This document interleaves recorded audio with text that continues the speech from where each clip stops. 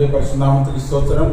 மீண்டுமாக இயேசு பார்த்துக் கொள்வார் ஊழியத்தின் சார்பாக உங்களை சந்திப்பதிலே மிகுந்த சந்தோஷம். இன்றைய வேத தியானத்திற்கு என்று நாம் எடுத்துக்கொண்ட பகுதி பரிசுத்த யோவான் எழுதின சுவிசேஷம் 9ஆம் அதிகாரம் 39ஆம் வசனம். பரிசுத்த யோவான் 9ஆம் அதிகாரம் 39ஆம் வசனம். அப்பொழுது இயேசு காணாதவர்கள் காணும்படியாகவும் காண்கிறவர்கள் குருடராகும்படியாகவும் நியாய தீர்ப்புக்கு நான் இந்த உலகத்தில் வந்தேன் என்றார். அப்பொழுது இயேசு காணாதவர்கள் காணும்படியாகவும் காண்கிறவர்கள் குருடராகும்படியாகவும் நியாய தீர்ப்புக்கு நான் இந்த உலகத்தில் வந்தேன் என்றார்.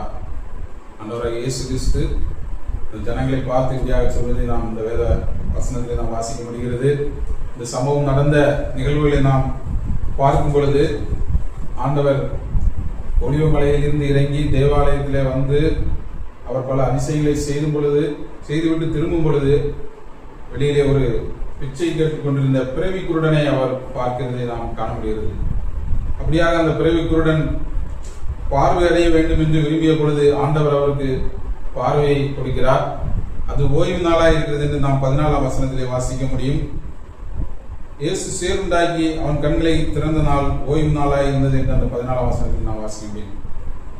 அப்படி ஓய்வு நாளிலே அவர் சுத்தமாக்கினபடியால் சுற்றி இருந்தவர்கள் எல்லோரும் அவரிடத்திலே, விசேஷமாக பரிசேயர் அவரிடத்திலே குற்றம் கண்டுபிடிக்கும்படியாக அந்த பிறவி குருடனை பார்த்து, நீ எப்படி சுகமானாய், உன்னை சுகமாக்கினது யார் என்று கேட்டார்கள்.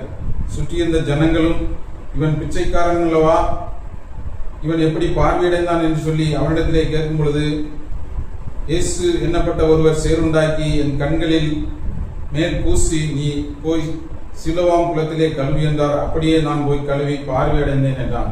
இப்படியாக தொடர்ந்து ஜனங்களும் அந்த பரிசேயரும் அவனிடத்திலே நீ எப்படி பார்வையடைந்தாய் என்று சொல்லி 4 முறை இந்த பகுதியிலே கேட்கிறது நாம் பார்க்க முடிகிறது.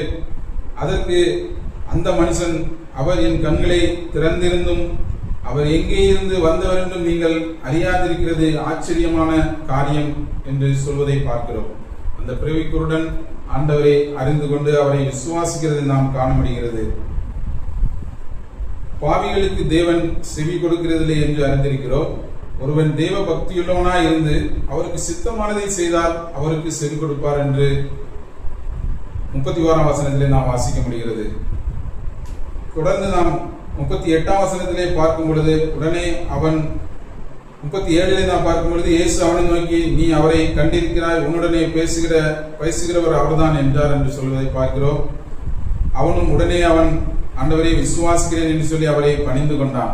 இப்படியாக இந்த வசனத்தின்படி குருடனாய் இருந்த அந்த பிச்சைக்காரன் ஆண்டவரை காண்கிறதையும், கண்கள் காண்கிறவர்களாக இருக்கிற அந்த பரிசேயருடைய கூட்டமும் அந்த யூதருடைய கூட்டமும் ஆண்டவரை விசுவாசியாமல் அவரை காணாமல் இருக்கிறதை நாம் பார்க்கிறோம்.